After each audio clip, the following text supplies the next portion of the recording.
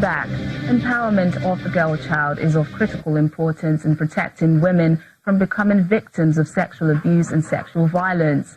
Speaking with our Foreign Affairs correspondent, Amarachi Ubani, one of Australia's most inspirational female entrepreneur and speaker on innovation and mindset, Liza Pavlakos, discusses how she recovered from years of sex abuse, kidnapping and attempted murder by family members to finding her life's purpose. Women are also speaking up about sexual molestations, abuse, domestic violence, and so on. These are issues that used to be hushed in the past because of the stigma attached to the women who come up and speak up about these issues. But now you have women talking about that. What do you think has caused this shift in the perception of the women who have been violated in such ways? In my time, when I had gone through what I had been through growing up, we didn't have so much social media, we didn't have that much technology. And even if when I did go back and talk to my family or cousins about what was happening in my world, we were just shut down and hushed down. I was shut down and hushed down. When I first came out in Melbourne, I remember that day I was so nervous to actually write my story. And then I just wrote my whole story and then went click. And as soon as I pressed that click button, I had something like 21,000 likes and comments and so much support from so many people. And that day actually changed my life because it made me feel like I wasn't alone. And I think women these days people these days are able to come out and speak up against violence because there is support out there. And they know through social media, through the internet, through technology, that they're able to speak up. And when they speak up, they feel more empowered. Should women name and shame? It destroyed my family when I spoke out, when I said that my uncle sexually abused me as a child, and then my cousin raped me as a teenager. All the violence that I've endured, almost being kidnapped, I was kidnapped and almost murdered, having the right-hand side of my face reconstructed. I said, who did it? I have a metal plate holding half of my face in place, my cheekbone and my eye socket in place. Why do I need to worry about what other people are going to think? Ultimately, I need to worry about my future and I need to focus on what I can do to make my life better. And so I think that it's not about shaming the person, but it's about empowering yourself to say, you know what, this did happen. It shouldn't have happened. I can't change what this person has done. But what I can do is be free from that abuse by saying no to abuse. And by saying no is by speaking up, standing up and fighting for causes that I believe in. And that's the very reason why I'm here in Nigeria today, and the very reason why I travel the world to speak about empowerment and being able to say, it's okay, this has happened to me and this person did it to me, but what this person has done to me doesn't define me. Even when relationships are damaged, like probably in your case, did you make up with your family? Did they accept you back after you said, what happened to you?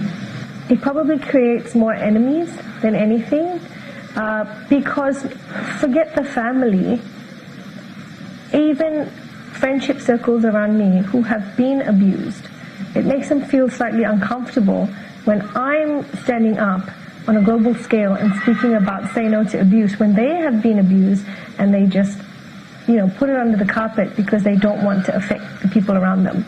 In terms of my family, I am always at peace with everyone. If they choose not to be in my life and choose not to talk to me, that's nothing I can do about it. Do you think your mom should have been, more supportive of you? What did she do at the time when you spoke up and, talked about the things that had happened to you? What did she do then? She really didn't do much. She really didn't want to deal with it. I think she didn't do much, not because she didn't love me. I think it was because she just wanted it all to go away. And sometimes when you tell someone, okay, enough, let me bake you a cake, or enough, let me just take you out to the movies, or let's just go and do some other thing so we can just forget because I don't want to deal with it. Mom did not want to deal with it. She didn't want to talk about it because dealing with it and talking about it meant that she had to deal and talk about her abuse.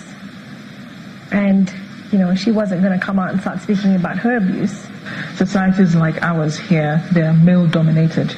the man does everything, and women are scared, when they are going through these things and they're in their homes. That's something you're helping women to correct. When I talk about economic empowerment, I'm talking about finding out your passion and figuring out your purpose, because your passion is always your purpose. So if you're living in the slums of Makoko, where you have absolutely no hope for anything positive, well, start a small hair business, because that's your passion.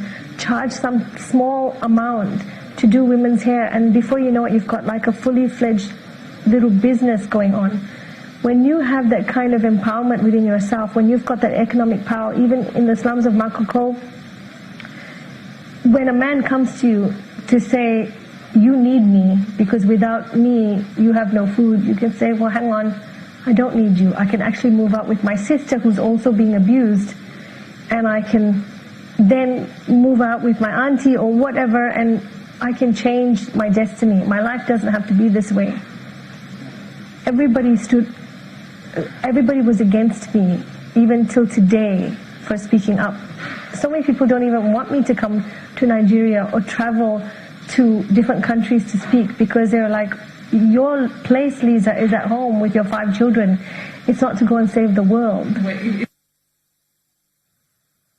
The Zambian government has suspended over 80 officials from the Ministry of General Education after an estimated $1.6 million of donor funds was allegedly embezzled. Acting Education Minister Vincent Mwale told Parliament on Wednesday that the UK government, through the Department of International Development, has suspended funding to the ministry to pave the way for investigations. He says the funding will only resume after the system is cleaned up. The development comes after London-based journal Africa Confidential warned there is a huge financial scandal brewing in the industry.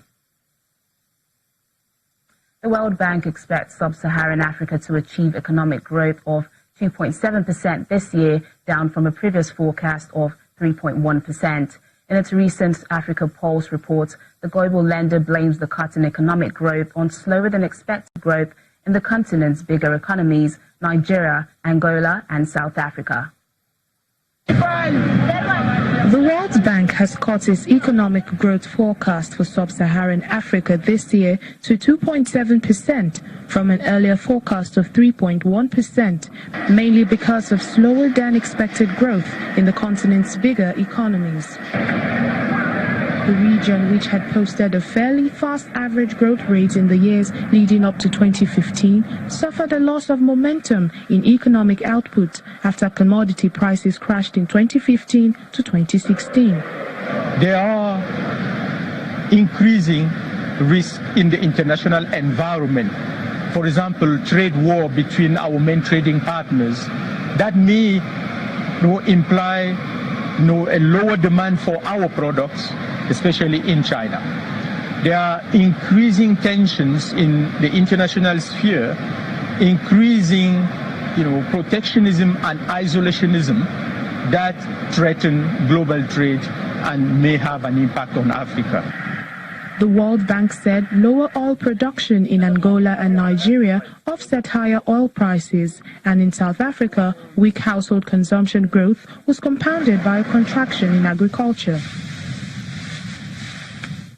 The rest of the countries in the region have been growing steadily this year, including those that depend on commodities such as Côte d'Ivoire, Kenya, and Rwanda.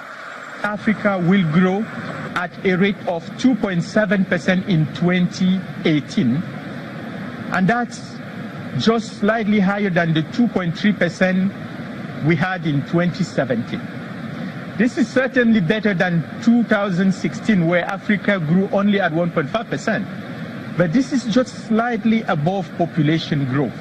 So we need to sustain reforms. We need to boost growth in our 3 largest economies, Nigeria, South Africa, and Angola, where the recovery has been extremely sluggish, therefore pulling down the average growth for Africa, where most of the countries are actually still growing at a hefty rate. The World Bank is also warning that high public debt in some countries in the region, combined with weakening currencies and rising interest rates, could endanger their ability to serve those debts. That's it on Network Africa today. Thanks for watching. I'm Teniola Shobowale.